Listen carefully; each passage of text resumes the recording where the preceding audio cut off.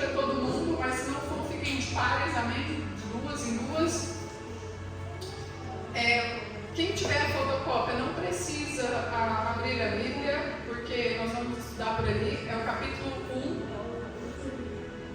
que eu imprimi.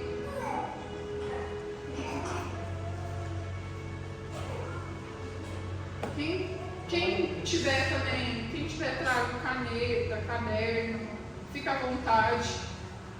Nós vamos estudar juntos, amém? Não sou só eu aqui, tá bom? Vocês vêm comigo.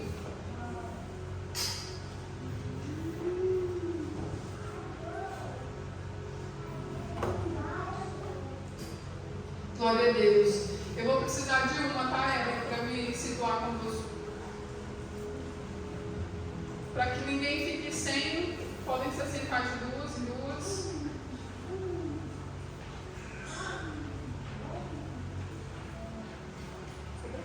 Deu para todo mundo?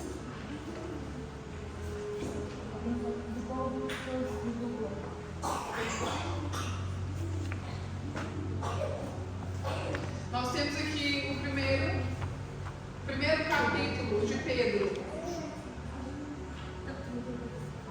Só que antes de nós entrarmos no primeiro capítulo de Pedro, eu queria falar um pouquinho dele.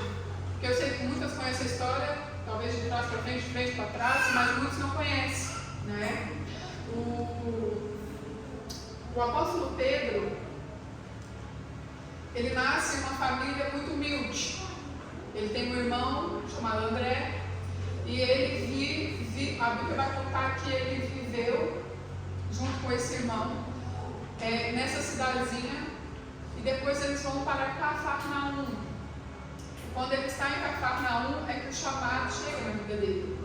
Eles viviam em um tempo em que o Império Romano tomava conta, dominava, subjugava eles. Então, se você conseguisse pôr no lugar dele, imagine, você nasce, você é criado em um sistema em que você tem que prestar tributos. Mas mesmo assim ele foi criado nos costumes do povo hebreu, nas crenças do povo hebreu, e mais além disso, ele foi criado e ensinado que um dia um homem que seria nascido de uma virgem viria. Ele foi criado e crescido com essa esperança de que um dia um Salvador viria. Mas agora imagina, você é criado ouvindo isso, só que o seu dia a dia é duro, o seu dia a dia é pesado, no seu dia a dia falta o peixe.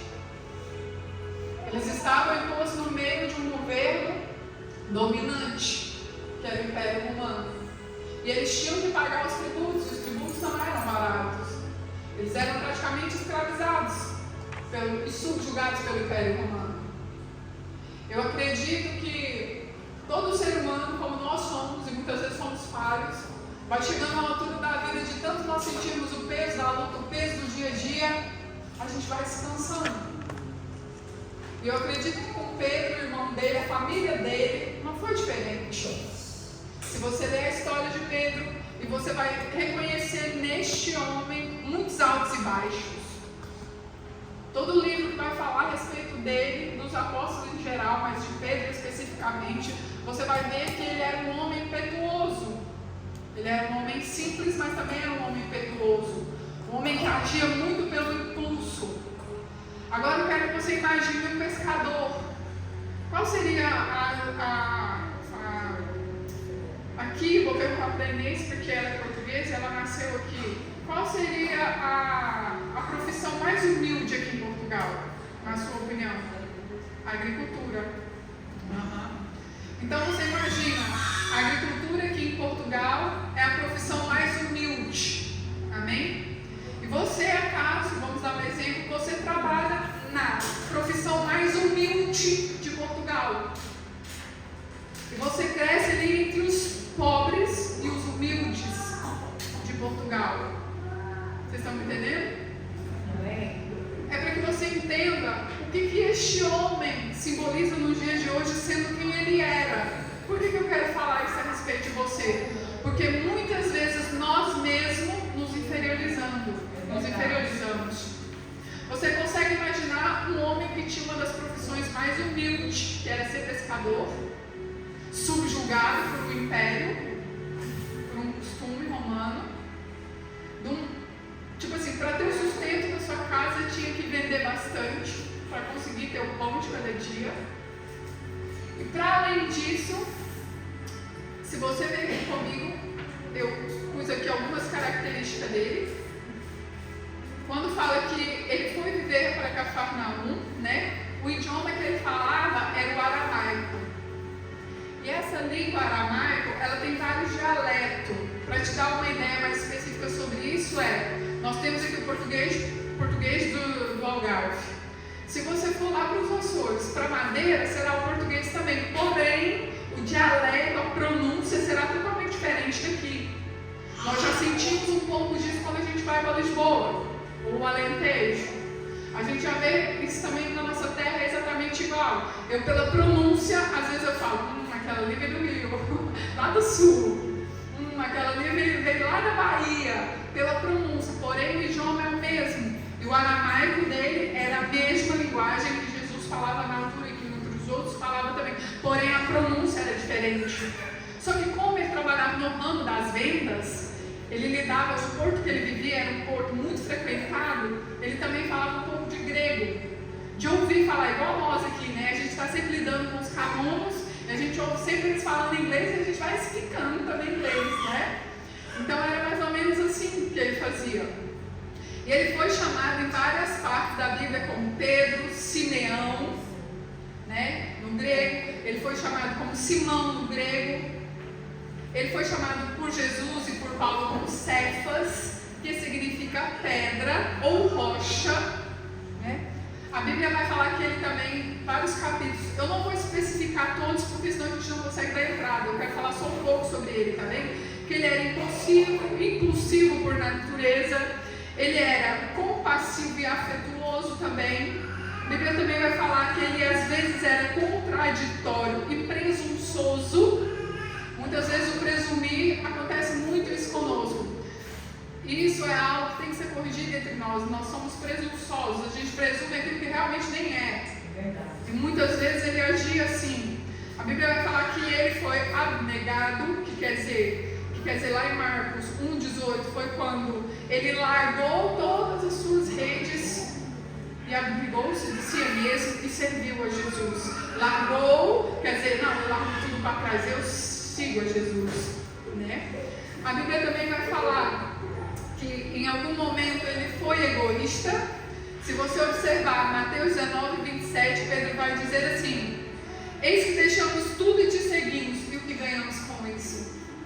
Quantos de nós fazemos isso? Jesus, tudo que eu larguei por ti, o que eu tenho ganhado com isso? Muitos de nós muitas vezes faz isso, a ingratidão. Então a Bíblia também fala que por algumas vezes nós temos esse capítulo, Mateus 19, 27, que vai falar que ele foi um pouco egoísta, não é? A Bíblia também vai falar que ele também foi dotado de visão espiritual, né? Porque ele vai dizer lá em João 6,68, para quem iremos nós, se só tu tens palavra de vida eterna. Essa é uma palavra que veio da parte dele. Pedro, se você observar o ministério de Jesus Cristo, você vai conhecer Pedro do início ao fim, porque em todo o ministério de Jesus Cristo ele foi uma das pessoas bem ativa. Entre todos os apóstolos, ele estava sempre inserido nos três, sempre muito ativo no ministério de Jesus. O que eu entendo por isso? Eu entendo que Jesus ele tinha um ministério e ele colaborou para o ministério de Jesus.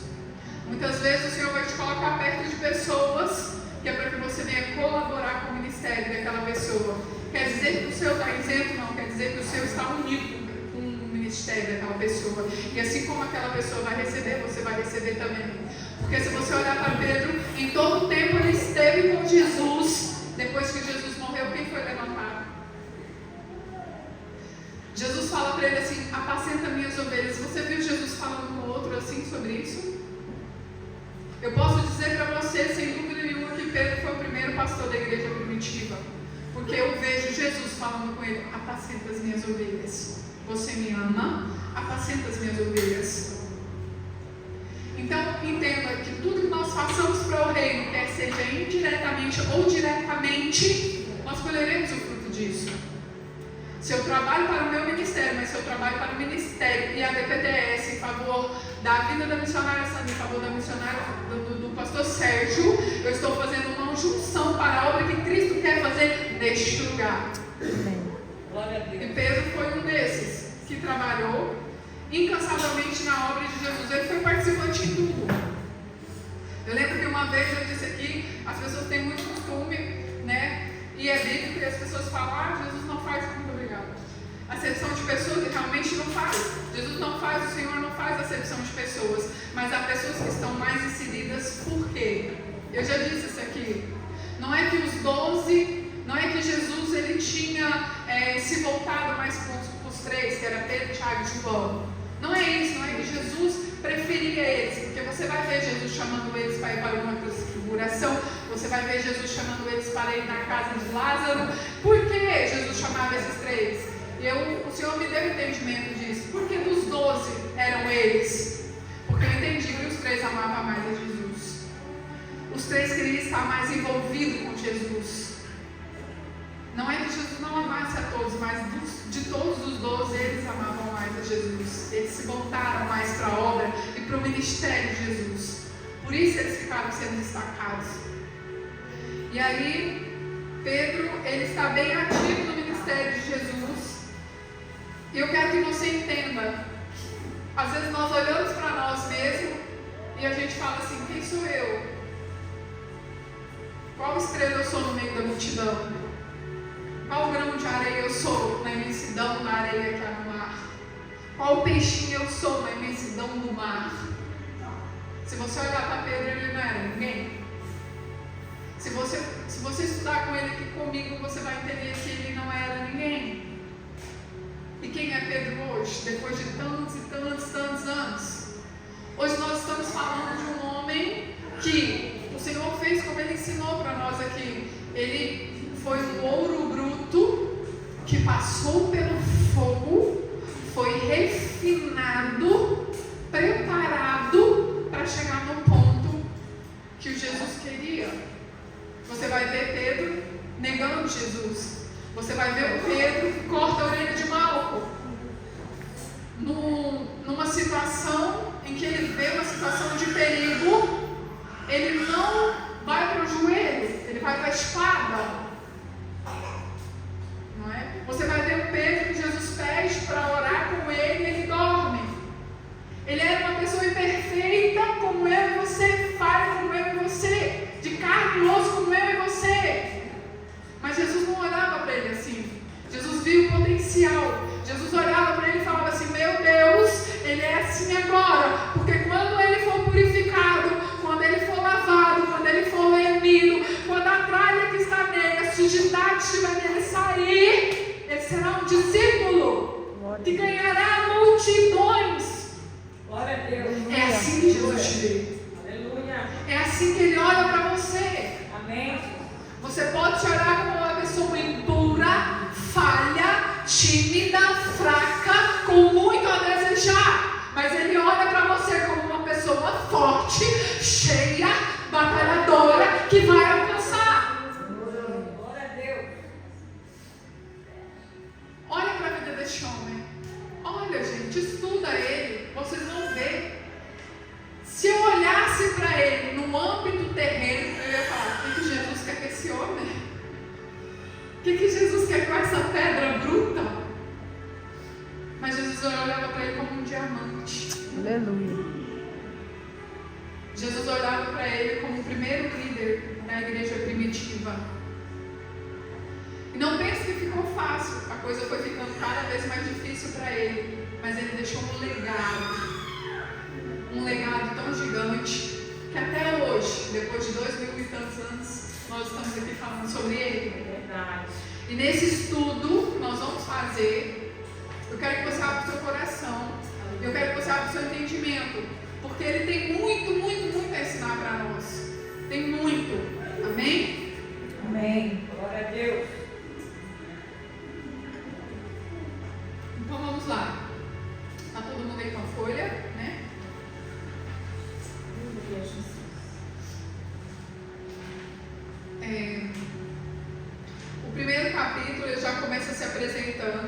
fala Pedro, apóstolo de Jesus Cristo, aos estrangeiros dispersos no Ponto, na Galácia, na Capadócia, na Ásia e na Bitínia, eleitos segundo a presciência de Deus Pai em santificação do Espírito para a obediência à aspersão do sangue de Cristo. Aí ele cumprimenta as pessoas, graça e paz vos sejam multiplicada. No primeiro capítulo, no primeiro versículo, ele está se apresentando, dizendo quem ele é, não é? E ele fala a essas cidades, Galácia, Capadócia, Ásia e Bitínia. Pedro, ele está falando com pessoas que eram crentes. Entenda? Ele estava falando com pessoas que já conheciam o Evangelho. E aqui você vai ver, no 3, ele já fala assim: bendito seja o Deus e Pai, nosso Senhor Jesus Cristo, que, segundo a sua grande misericórdia, nos gerou de novo para uma vida de esperança, pela ressurreição de Jesus Cristo dentre os mortos. Ele começa exaltando a Deus e a glorificar a Deus, porque nós éramos algo, eles eram algo, e eles foram nascidos de novo pela ressurreição de Cristo. Ele basicamente está glorificando a Jesus Cristo, porque eles eram novos seres em Cristo Jesus. No 3, né? Aqui no 4, ele já vai falar para uma herança. Ele fala que nós fomos nascidos de novo no Senhor Jesus Cristo. No 4 ele vai justificar isso. Ele vai falar assim: para uma herança incorruptível, que ela não se corrompe. É uma herança que nada estraga, que nada degrine, que nada mancha. É para uma herança incorruptível, incontaminável. Entende? Esse copo pode estar contaminado. Essa água pode ter um tipo de bactéria que foi aberta agora, mas o copo eu não sei. Eu toco no meu telefone 24 horas no dia, um exemplo. A minha mão está suja, eu venho com as minhas unhas na minha boca. É contaminável, está sujo. Mesmo assim, eu meto na boca, eu posso contrair algum tipo de bactéria. O que Pedro está falando aqui é que essa herança, muitas vezes há heranças, nós temos que entender isso aqui, há heranças terrenas e há heranças espirituais. Um exemplo disso é, digamos que o meu pai, meu pai terreno era um bandido, e o dinheiro dele era um dinheiro sujo. Querendo ou não, quando ele morrer, esse dinheiro sujo vai vir para mim. Entendeu? Isso no físico. E no espírito também. No espírito, digamos que o meu pai era um macumbeiro, era um praticante de coisas ruins, mexia com todo tipo de coisas impuras. E essa herança do meu pai, os demônios, aquilo que vem no nome dele, vai perseguindo a minha geração, a mim. Essa herança, ela vem para mim, ela vem para você. Digamos que a herança dos teus pais não é uma herança de dinheiro, ou de bruxarias, ou de espiritismo. Porém, digamos que você tem uma herança de prostituição. E aqueles espíritos que estavam nos teus pais vêm te perseguindo, e você tem tendências carnais. É um tipo de herança também. Infelizmente, nós, neste plano terreno, nós acaremos com essas heranças dos nossos pais. Mas a Bíblia fala que em Cristo Jesus eu sou mais do que vencedor. Então eu entendo que a herança que eu recebo da minha mãe e do meu pai, se eu não quero, se eu não aceito, ela está de mim para trás. Aleluia, glória a Deus, aleluia. Só que essa herança que Pedro ele vai falar aqui no capítulo 5, no versículo 5, que é uma herança incorruptível, incontaminável, que não se pode manchar, guardada nos céus para vós. Esse vós somos nós. É uma herança limpa, pura, preparada, que está no céu para mim e para você. Aleluia. Aí ele vem, continuando aqui no 6, em que vós grandemente vos alegrais, ainda que agora importa, sendo necessário, que estejais um pouco contristados ou tristes com várias tentações. Pedro ele começa a falar dessa herança incorruptível que nós teremos nos céus. Mas aí ele já vem aqui falando assim: mas estejam alegres, estejam felizes, embora vocês passem por tentações, embora vocês passem por dificuldades financeiras, embora vocês são tentados na carne, embora vocês passem por tribulações, embora vocês passem por tristezas que te mancham a alma, que te marcam o corpo. Ele está querendo dizer: embora tudo isso, estejais alegre, sabendo que, e ele continua, vocês sofrerão várias tentações, para que a prova da vossa fé, muito mais preciosa do que ouro. Ele fala que a fé é uma preciosidade. Como nós já sabemos, a fé não é algo que eu tenho, é algo que eu preciso pedir para ter, é um dom dado por Deus. Se eu não clamar por fé, eu não terei ela.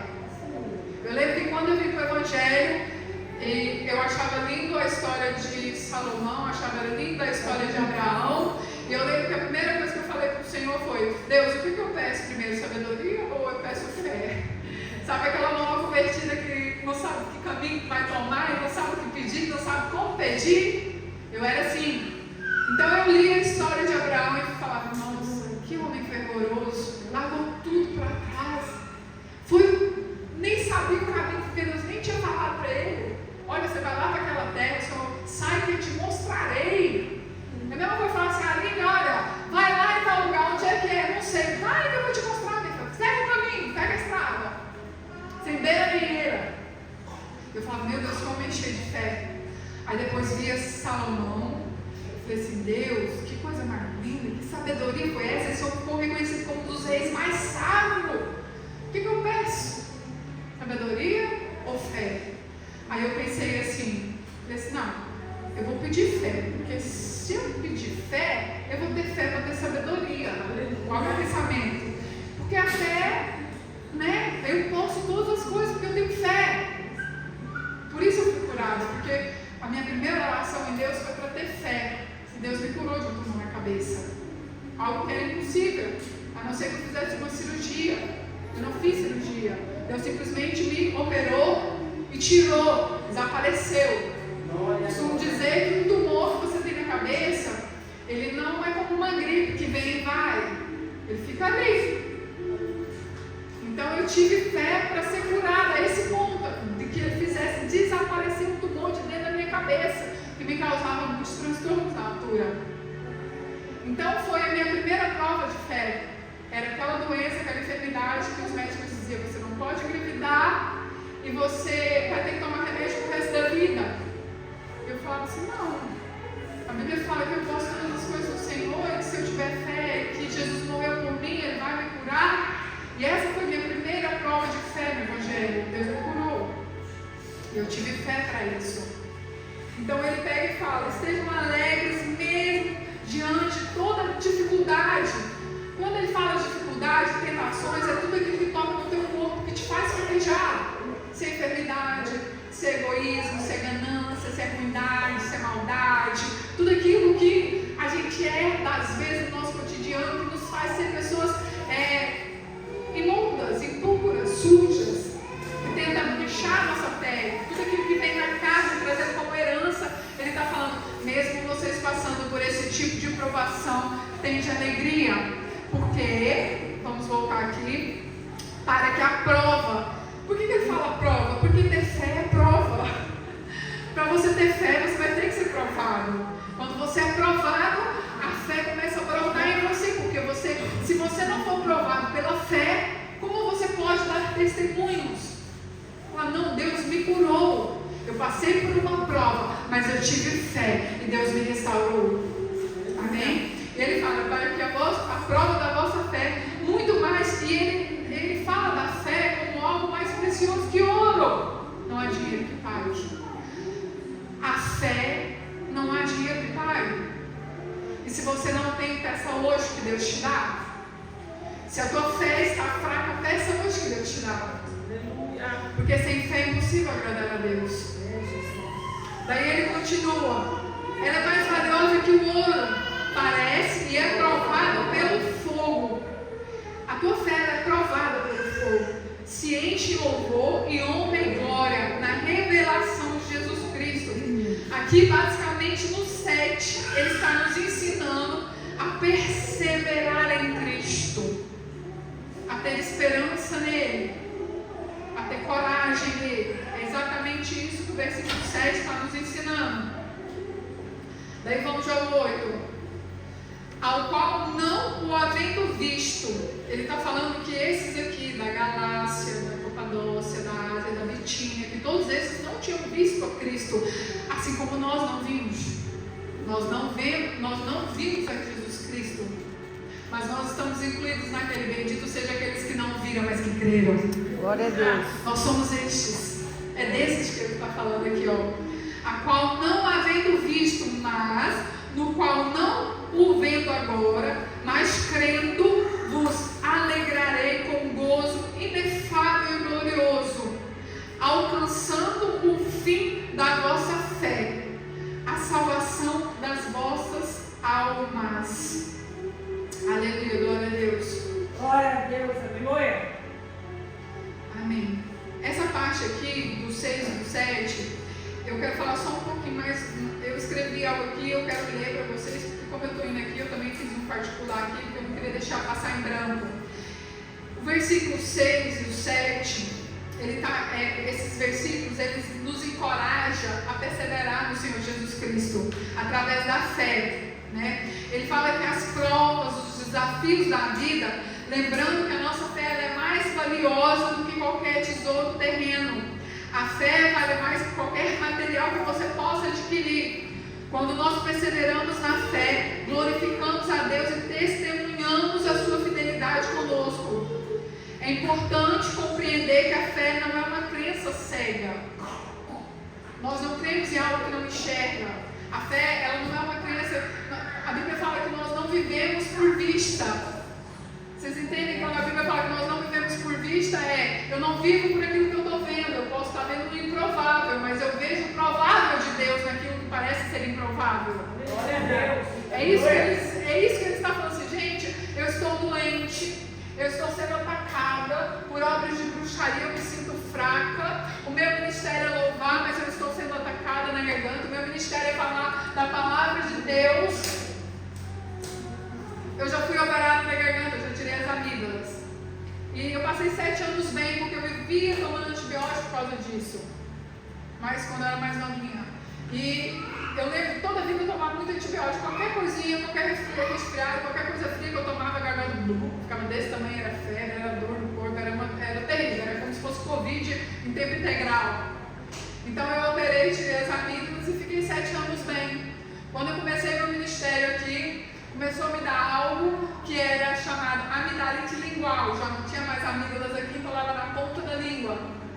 E quando aquilo me dava, era pior do que a garganta inflamada, porque a dor era 1000 vezes maior. A minha voz já é esquisita, ainda ficava mais. Eu não conseguia falar direito.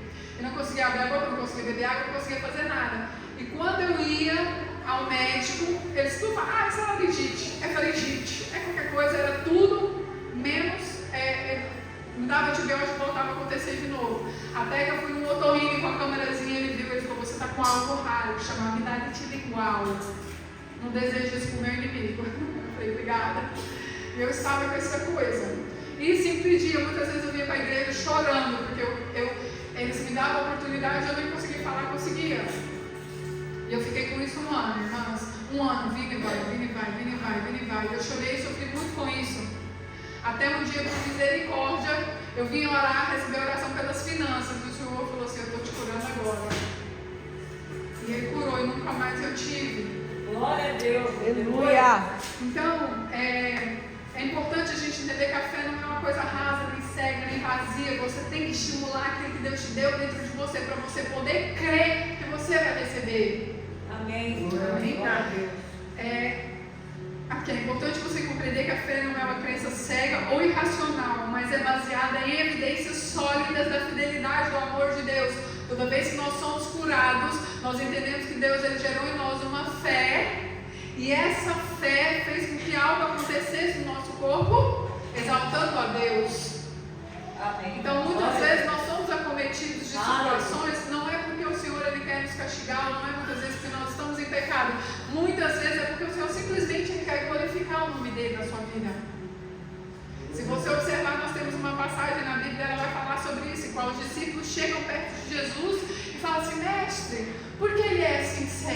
porque ele é assim, não sei se era de que era mudo, né?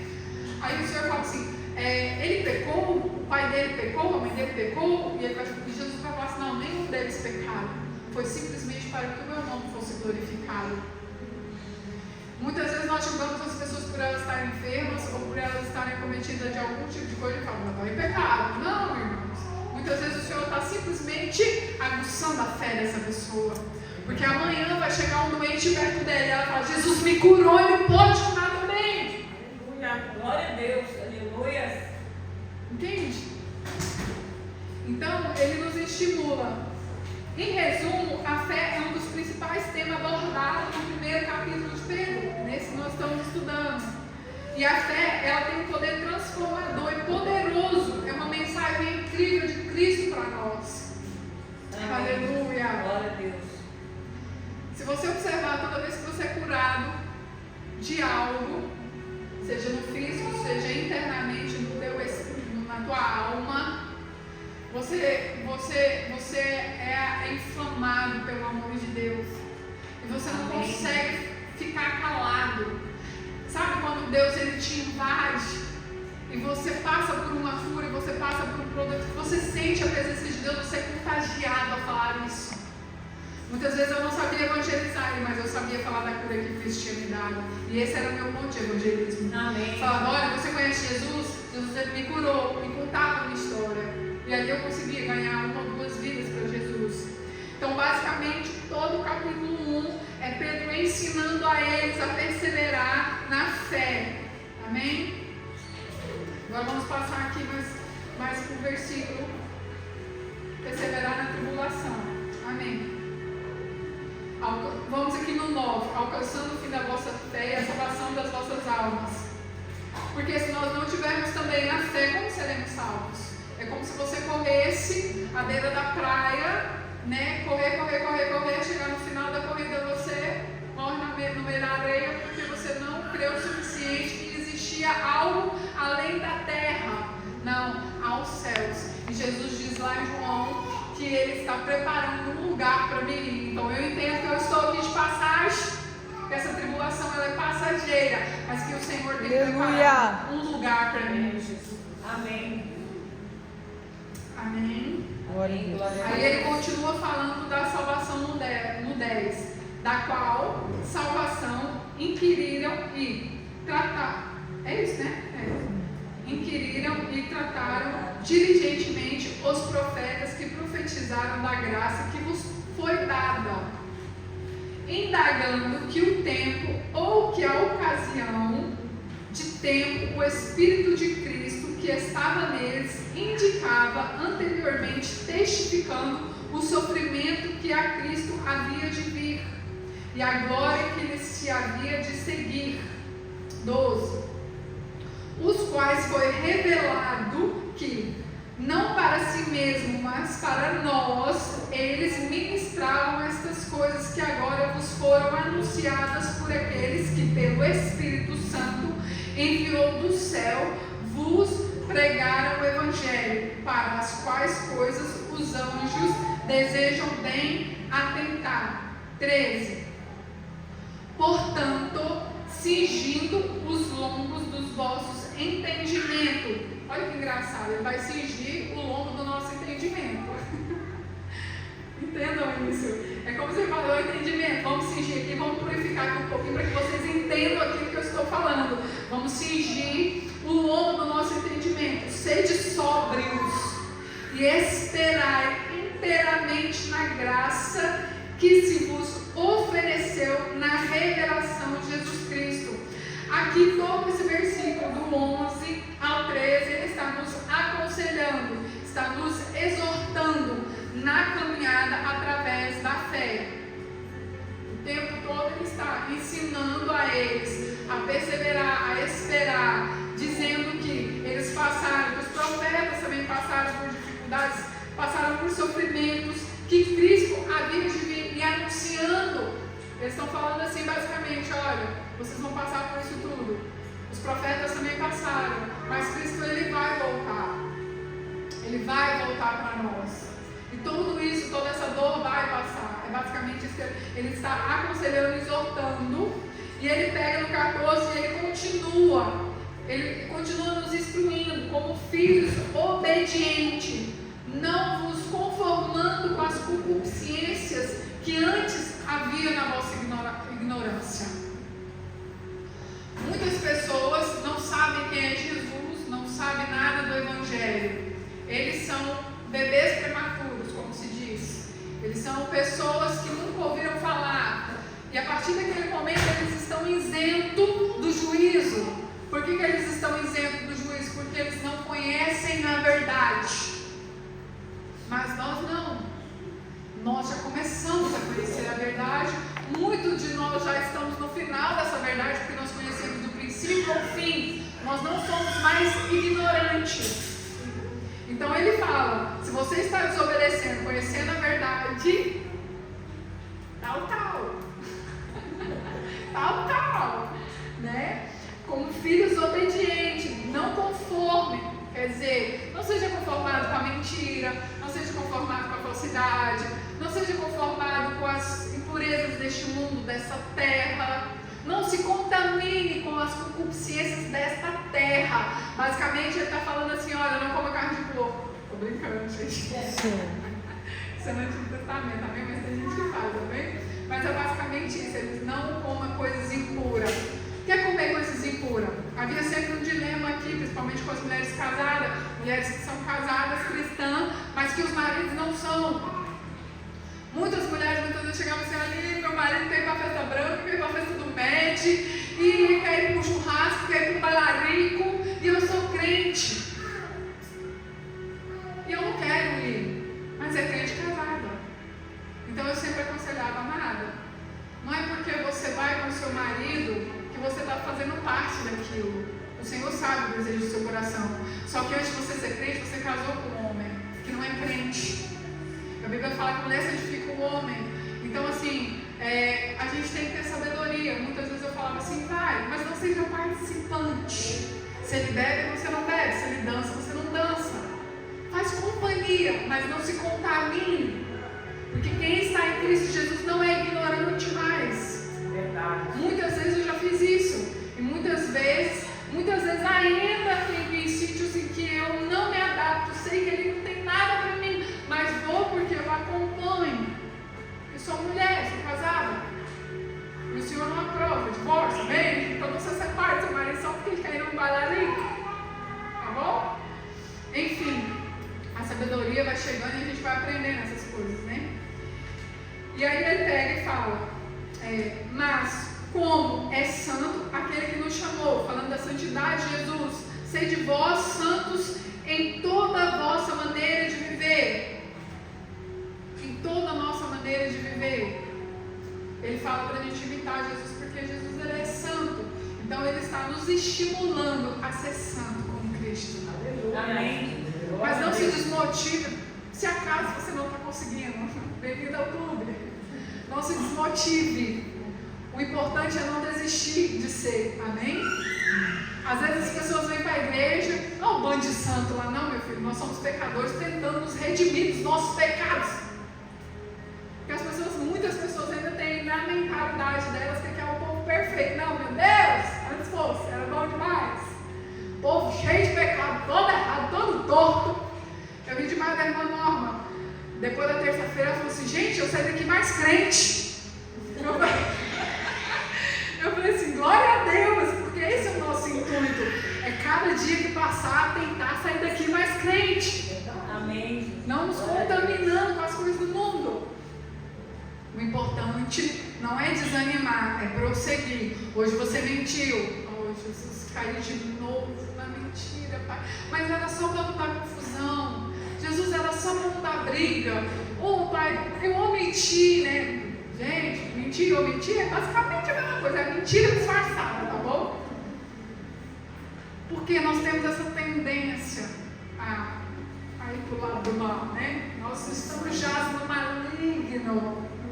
Mas não desanima, fala, Senhor, tu sabes, eu não quero, segura minha boca, guarda minha língua, tranca elas poucos dedos, na hora que eu for falar, não deixa sair. Ai, que irmã feia pra caramba, eu tô falando que ela é bonita. Ai, meu Deus do céu, será que só eu penso assim? Ai, dias assim que eu tenho vontade de xingar o mundo. Ah, mundo, me leva pra glória, Jesus. Me tira daqui. Aí eu lembro que eu tenho 3 filhos ainda que precisam ser educados pra glória. Eu falo, ai meu Deus do céu, tá bom. Nós vamos ser constantemente tentados com o nosso eu poluído que está aqui dentro, Verdade. entende? Mas a obediência, ela gera em nós transformação de vida. E é basicamente o que Pedro está falando. Olha, você vai ser assim, instigado a fazer asneira, mas não faça. Se fazer, levanta e continua prosseguindo. Pedro foi um grande exemplo disso. Jesus, eu vou estar contigo lá na crucificação, espera em mim. Eu vou morrer por ti. Jesus só pensou assim, meu filho, seja transformado primeiro. Vai me negar 3 vezes, meu filho. Nem é só uma, não. Porque imagina, o encontro de Pedro depois com Jesus. Imagina só. A Bíblia fala que ele chorou amargamente depois de ter negado Jesus na 3ª vez, e assim que o galo cantou. Depois ele desorientado vai para a pesca com os amigos, né? E aí, de manhã, eles, a noite toda pescando, não pesca nada. E aí eles veem um homem, eles não identificam esse homem. E aí João fala assim, eu acho que é o mestre. Quando ele vê que é o mestre, ele veste a capa dele e se joga na água para chegar primeiro que o barco. Porque o barco era remo, né? Não era motor, né? Pô, vou nadando primeiro, que nadando eu chego para testificar que era Jesus Cristo. Aí imagina, põe você no lugar de Pedro. Jesus é crucificado, morto brutalmente. E você negou ele 3 vezes. Imagina o seu encontro com Jesus. Eu imagino Pedro chegando perto de Jesus, Jesus lá já com uma fogueirinha à espera dos peixes. Ceia comigo. Que amor é esse? Que amor é esse? Quando nós somos negados por pessoas que nem bom dia dá para nós, já falam, 30 gramas, sai de mim, bicho esquisito. Aí Jesus é negado por aquele que andava do lado dele, aquele que por durante 3 anos ensinou ele. Imagina, Jesus pega e fala assim, vem ceiar comigo. Naquele momento, Pedro entende o amor de Cristo. Naquele momento ele entende, e ali chega a transformação do interior dele, de um homem simples, camponês, pescador, que mal falava o aramaico, falava o dialeto. Ali ele é transformado, ali ele é mudado, ali ele é revestido, é constrangido com o amor de Cristo. E esse encontro muda a história de Pedro. Eu quero que você se lembre do encontro, do teu primeiro encontro com Jesus. Como é que foi que você se encontrou? Como é que Jesus ele chegou na sua vida? Como é que Jesus ele começou a te constranger com o seu pecado, com as suas impurezas? Como é que foi esse encontro com Jesus? Como é que foi esse encontro? Você ficou constrangido e envergonhado porque por muitos anos você negou ele? Eu por 10 anos fugi de Jesus. 10 anos eu perdi da minha vida fugindo de Jesus. Não é poucos dias não, amados. Não é poucos dias não, são 10 anos fugindo de Jesus. Quando ele realmente me chama e me constrange, já tem 18 anos, 19 anos. Eu estou na presença dele. Aleluia. Fielmente, com altos e baixos, mas fielmente. Eu costumo falar daquele louvor. Quem pisa no santo dos santos, em outro lugar não sabe viver. Quando a pessoa ela entra e sai da presença do Senhor e ela é inconstante na fé, eu costumo dizer que ainda não foi tocado pelo amor de Deus. Conhece, ouviu falar, mas não viu a Deus ainda. Não foi tocado por esse amor transformador. Porque quando nós somos tocados por Ele, nós não somos mais Pedro. Nós somos servas. Aleluia. Pedra é rocha, é pura, é firme. Ninguém. Você fácil. Você não faz um buraquinho ali fácil. A pedra é dura, é rija. Deixa de ser Pedro e passa a ser Cefas. Firmado na rocha de Cristo. Nada mais te balança. Sabe? Sabe aquele ímpeto que você tem que falar assim, eu vou. Aí vai, pisa nas águas. Ih, não. O único homem que andou além de Jesus sobre as águas. Imagina? Consegue imaginar isso? Um marzão lá, Rio da Galileia. E o Senhor pega e fala assim, olha, se és tu mesmo, Senhor, fala para mim que eu vou ter contigo. Olha que ousadia, cara, ele era ousado. Pedro, ele tinha coragem. E ele pega e pisa. Imagina um homem de carne e osso, como eu e você. Eu quero que você entre na história. Consegue imaginar que você está no barco turbulento lá, aparece uma assombração que parece uma assombração, mas é Cristo. Aleluia. E ele ainda faz prova com ele. Ah, se o Senhor me manda eu e ele ter contigo. Não vem cá não, eu vou ir ter contigo. Aí o ousado ainda pisa. Não afundou? Não, pisou. Né? Gente, o primeiro homem único na face da terra que andou sobre as águas. Olha a coragem dele. Só que o vento chegou. O vento banou. A perna tremeu. E a fé foi lá abaixo. Aí Jesus vira pelo homem de pequena fé. Aí eu costumo dizer que no nosso primeiro amor a gente é nem como Pedro, assim, nem Petro. Eu expulso esse capeta aí. Eu era assim, viu, gente? Petuosa. Às vezes queria entrar nas batalhas que eu nem fazia ideia. Ainda assim eu me arrisco. Eu falo, oh, Jesus, se não fosse a sua misericórdia, eu já estava debaixo do caixão, né? Terradinha. Porque Deus, ele guarda bem, viu? Ele no começo guardou demais. Senão, aí vai. Na nossa primeira caminhada, nós somos como Pedro, impulsionados, né? Aí a chama nos atrai de Cristo. Mas aí a gente vai ficando velho na caminhada, né? A gente vai começando a se afundar. Porque a gente começa a olhar para os ventos que sopram do lado. A gente começa a ouvir as vozes, que não são as vozes do Espírito Santo. E aí a gente começa a olhar para a tempestade, começa a banar, e aí a gente vai se afundando. Mas o Senhor nessa noite ele nos estimula a olhar para Cristo. Amém. A olhar para Cristo. Aleluia. Porque quando nós olhamos para Cristo, a tempestade não nos para. A gente sai até meio que baleado, né? Cheio de tiro. Mas estamos ali. Nem que seja com a carcaça. Amém? Amém. Glória a Deus. Então vamos continuar aqui. Temos tempo ainda. Nós paramos no 16? Aqui no 17. Amém? Vocês estão comigo? Amém. Não tem ninguém dormindo aí não, né? Glória a Deus. E se invocais por Pai, aquele que sem acepção de pessoas, eu até cheguei falando isso, julga segundo a obra de cada um, andai em temor durante o tempo da vossa peregrinação. Novamente, Pedro ele vai aqui nos exortando a uma vida santa. E ele fala, invocando ao Pai, sem exceção de pessoas, ele julga segundo as nossas obras, ele não julga como homem, mas ele julga segundo aquilo que nós fazemos, a nossa procedência das nossas obras na terra. E ele continua nos indicando isso, invocai por ele, andai, porque ele não faz exceção de pessoas, andai em temor durante o tempo da vossa peregrinação. Provérbios vai falar que o temor, esse temor que nós temos que ter, não é um medo, né? Não é aquele medo de pânico, mas é um temor de entristecer o coração de Deus. É uma preocupação de olhar para o Pai e falar assim, Senhor, o Senhor tem se orgulhado de mim?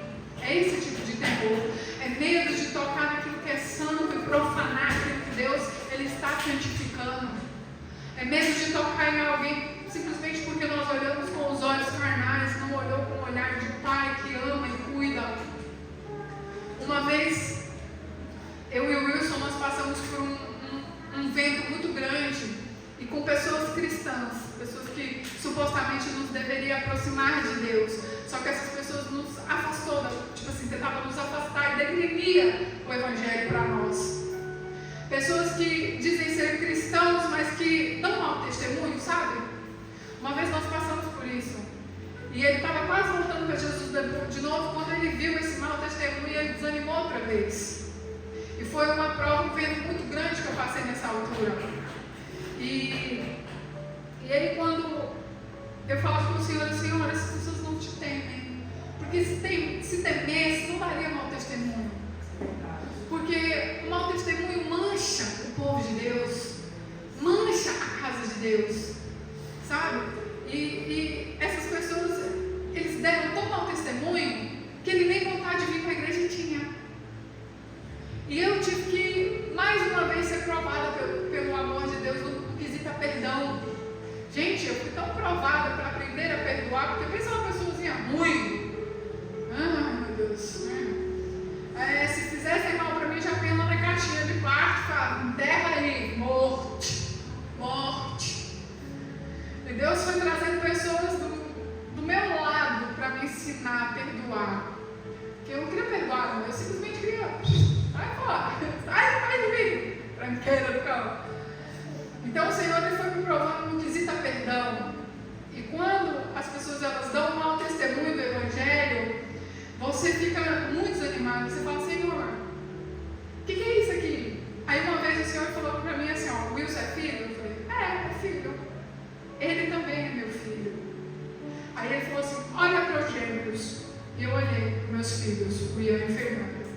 Ele falou assim, você ama os dois de igual modo? Eu falei, amo. Você ama os dois de igual forma? Eu falei, amo. Mas e se um deles for para amar a vida? Ou se um deles não servir a mim? Ou se um deles dizer que é homem e virar mulher? E o Senhor foi falando assim, o Espírito Santo foi falando assim comigo, você vai deixar de amar porque ele está fazendo o que é errado? Eu falei, jamais, Senhor. Eu amo os dois de igual forma. O Senhor falou, está vendo essa situação? Eu amo os dois de igual forma. Então eu entendi a misericórdia do Senhor naqueles que também não andam em procedência, não andam em obediência e fazem o que é feio diante aos olhos do Senhor. Eu entendi isso da parte de Deus. Eu entendi que a misericórdia do Senhor vem para mim, mas também vem para o perdido, vem para aquele que pega, vem para aquele que fala, dá mau testemunho. Isso eu entendi. Só que aqui Pedro está nos ensinando a não sermos como essas pessoas. O Senhor está nos ensinando aqui a ter uma vida santa. E para eu ter uma vida santa, eu tenho que imitar aquele que morreu por mim na cruz. Eu tenho que imitar aquele que no momento da morte dele, ele falou assim, Pai, perdoa eles porque eles não sabem o que fazem. Eu tenho que perdoar, porque ele me perdoou quando eu não sabia o que fazia. Então, ele nos exorta a uma vida santa. No 18 ele fala, sabendo que não foi com coisa corruptível, ou nem com ouro, ou nem com prata, que fostes resgatados da vossa vã maneira de viver. Basicamente, novamente, ele está falando aqui, olha, ninguém comprou você com tesouro, ninguém comprou você com ouro, nem com prata, nem com dinheiro, nem com matéria nenhuma dessa terra. Pedro está falando assim, foste comprado com algo que não é que não se corrompe. Ele está falando, não foste comprado com coisas corruptíveis, coisas que se estragam, coisas que se mancham. Vocês foram comprados com o sangue valoroso de Deus. Amém. Ele não é contaminado, ele é um sangue puro. Então ele nos ensina o valor que Deus pagou por nós. Ele está mostrando para que nós venhamos entender que o ato de Jesus Cristo na cruz por nós foi algo que ninguém seria capaz de fazer. Sabe aquela pessoa que vira para você e fala assim, nossa, tanto daria minha vida por você? Fica em trás para a cruz para ver se não foge.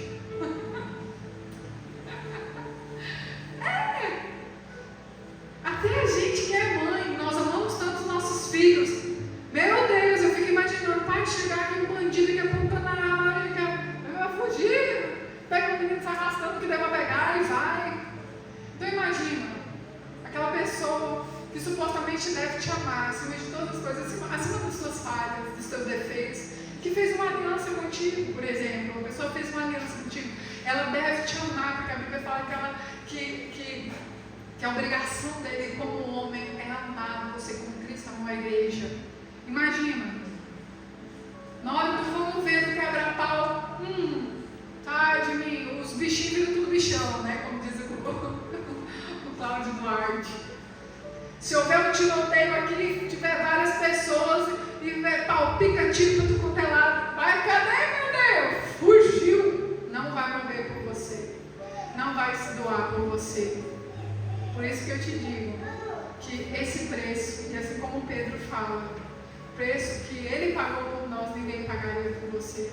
É verdade. Ninguém carregaria. Gente, ninguém carrega as suas culpas. Pelo contrário, acrescentam em ti culpa que você nem tem, que é o que é mais fácil hoje em dia. Não fui eu, não foi ele. Igual no início lá, né? Nosso irmão, Adão e Eva. Não, foi culpa dela. Não, foi culpa da cobra. Eu não tive nada a ver com isso. A gente ainda carrega culpas que nem nossa deveria ser, né? É mais fácil assim do que qualquer outra forma. Mas aí, ele pega e nos ensina. Mas com o precioso sangue de Cristo, como de um cordeiro imaculado e incontaminado, o qual, na verdade, em outro tempo foi conhecido, ainda antes da fundação do mundo, mas manifestado nesses últimos tempos, por amor de vós. Que amor é esse? Glória a Deus, aleluia. Eu queria tanto que vocês, nessa noite, entendessem o amor dele, mas não de uma forma assim, eu sei que Cristo me ama, eu sei que Cristo morreu por mim, eu sei que Ele deu a vida por mim. Não é dessa forma. Ele te ama tanto, como ninguém é capaz de te amar, como ninguém é capaz de te amar. E ele pagou por você o preço que você deveria pagar. Ele carregou nos ombros dele a culpa que era sua, a culpa que era minha. Aí ele fala, o qual na verdade em outro tempo foi conhecido, ainda antes da fundação do mundo. Ele já era o antes, muito antes, já havia ele. Aí ele fala, mas ele já havia lá tanto tempo atrás, mas ele foi manifestado agora, olha, ele foi manifestado nesses últimos tempos, por amor de você, por amor de você. Quem gosta das histórias lá da Alice, né, e da Margot, né, há sempre um herói nessas histórias, né, há sempre algum, eu estou sempre feliz de dizer para os meninos gostam tanto de ver esses filmes da Marvel, né, tem que ser uma história bonita de um herói que vem, o Superman, a Mulher Maravilha, que vem para salvar. Agora, uma vez meu amigo veio falar assim, mãe, eu preciso te falar de um personagem poderoso, tipo um herói. Eu falei, fala de Jesus. Fala de Jesus. Aí ele, sério, mãe?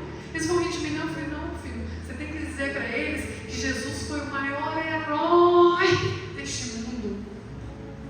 Ele vestiu uma capa que ninguém vestiria, que herói nenhum vestiria. E ele foi escrever o texto dele sobre Jesus. Ele disse que foi uma gracinha nesse dia.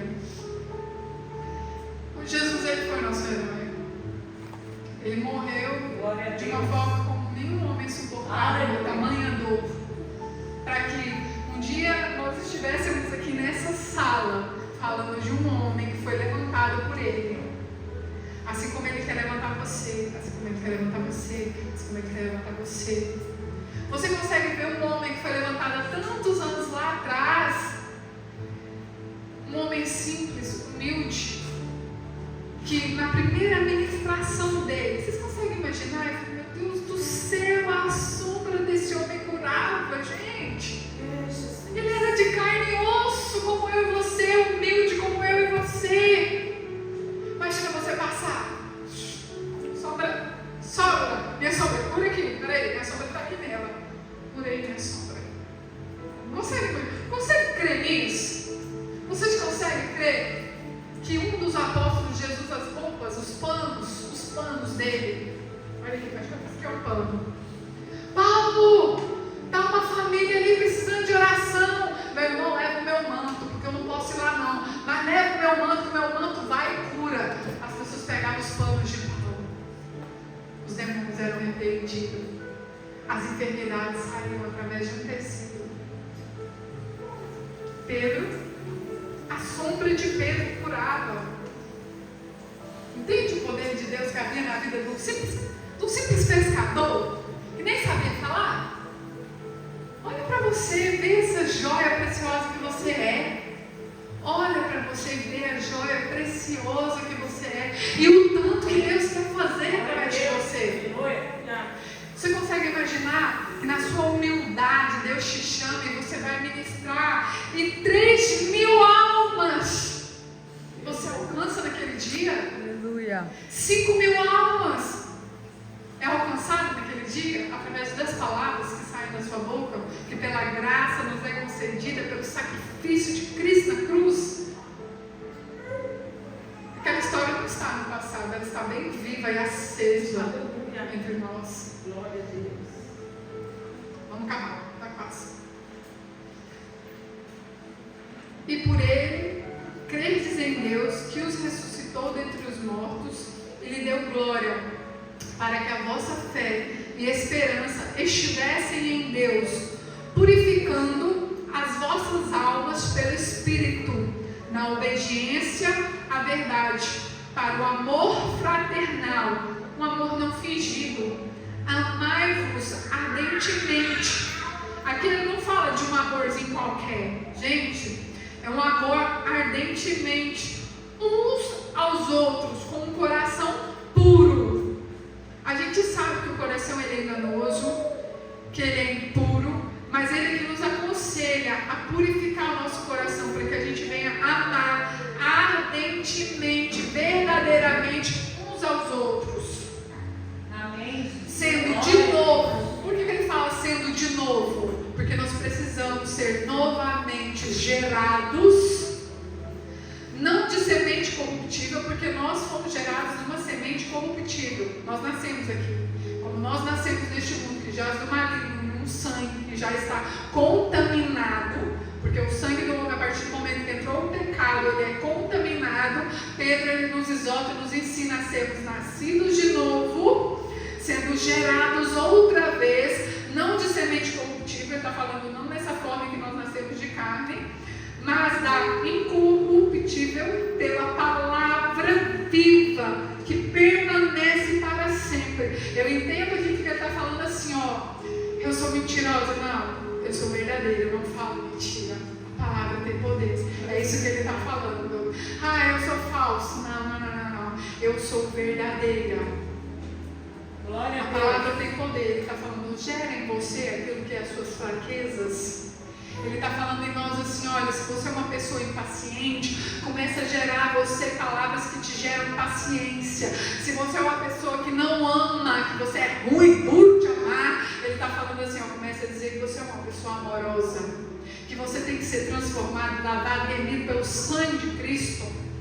É basicamente isso que Pedro está nos ensinando. Porque toda carne é como uma erva. Imagina aí agora uma ervazinha brotada aqui no meio. E toda a glória do homem é como uma flor da erva. A erva está aqui no meio. No meio dessa erva há uma planta. E no meio dessa planta ele simboliza a glória do homem como esta planta que está no meio dessa erva. Consegue imaginar a erva? A planta aqui no meio, aí ele olha para o homem é a erva, e a planta no meio é a glória do homem. Aí ele pega e fala assim, ó, toda a glória do homem, como a flor da erva, secou-se, e a erva, e caiu a sua flor. Ele está dizendo quanto nós somos vulneráveis. Que, basicamente o que ele está falando é que o homem não confie na força do seu braço. Porque você é como uma erva, que eu sopro e a flor e a erva cai seca e murcha. É basicamente isso que ele está falando para nós. Pedro está nos ensinando a não confiarmos em nós mesmos, não confiar na força da nossa juventude ou na força de nós mesmos, mas nos confiarmos na força do Senhor. É basicamente isso que ele está falando. Mas a palavra do Senhor permanece para sempre. E esta é a palavra. Amém? Glória a Deus. O primeiro capítulo, né, nós vimos aqui até o 25. E o último versículo é: mas a palavra do Senhor permanece para sempre. E esta é a palavra que dentre vós foi evangelizada. Glória a Deus. Glória a Deus. Então, basicamente, o capítulo 1, nós lemos aqui o 15 e o 16. Este versículo ele nos convida a ter uma vida em santidade com o Senhor, na pureza, seguindo o exemplo de Cristo. Espelhar-vos não uns aos outros, mas nos espelhamos em Cristo, né? E refletindo, né, na natureza santíssima de Deus. Nós sabemos que a santidade, ela não é uma tarefa fácil, né? Não é uma tarefa muito fácil, mas sim, aí eu pus aqui, não é uma tarefa impossível, mas sim um chamado dado por Deus, que tem poder de alcançarmos pela graça de Jesus Cristo. O que eu quero dizer com isso aqui é que nem sempre vai ser fácil a gente ser santos, nós tentarmos imitarmos Jesus, mas Ele nos estimula, nos puxa para tentarmos fazermos isso. Eu acredito que é como quando você começa a louvar fraquinho, sem voz nem nada, e você vai praticando. E a prática, ela vai te levando a uma perfeição. Nós começamos cheios de falhas, cheios de erro, e aqui nós somos alimentados, nós somos impulsionados a servirmos a Jesus. E essa prática que nós vamos constantemente praticando, vai nos aproximando cada vez mais de Cristo, a uma vida santa e reta, como Ele quer. Entendeu? Amém. Glória a Deus. E assim nós vamos nos entregando cada vez mais a Deus e vivemos uma vida plena com Ele. É possível? É. Mesmo diante de toda a dificuldade, é possível nós termos uma vida plena, porque o amor dele nos preenche. E quando o amor dele nos preenche, nós paramos de ver só o âmbito natural e começamos a ver o âmbito daquilo que Deus tem para nós. Amém? Amém. Então hoje nós desbravamos o capítulo 1 de Pedro. Amém? Na próxima terça-feira, se você tem sede de conhecer mais sobre o capítulo de Pedro, o segundo, né?